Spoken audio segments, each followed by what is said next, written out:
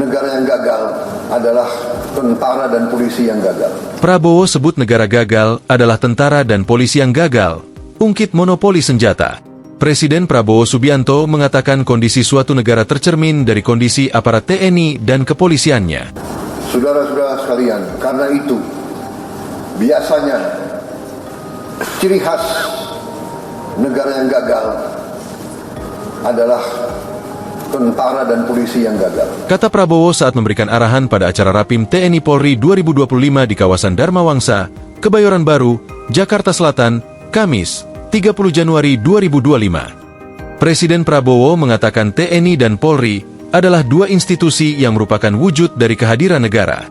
Artinya, jika tidak dapat ditegakkan maka rencana terbaik bangsa tidak bisa diimplementasikan. Sehingga jika polisi dan TNI gagal, maka akan menjadikan negara itu gagal. Saudara-saudara sekalian, karena itu biasanya ciri khas negara yang gagal adalah tentara dan polisi yang gagal. Tentara dan polisi adalah bagian dari suatu negara yang memiliki suatu kekuasaan khusus. Tentara dan polisi diberi kekuasaan oleh negara untuk memegang monopoli fisik, monopoli senjata. Kata Prabowo. Menurut Prabowo, TNI dan Polri memiliki kekuasaan besar yang diberikan oleh rakyat, baik monopoli fisik maupun senjata. Sehingga ia mengingatkan untuk terus mengabdi kepada rakyat. Rakyat yang mempercayakan kekuasaan ini kepada saudara-saudara sekalian. Rakyat yang menggaji saudara.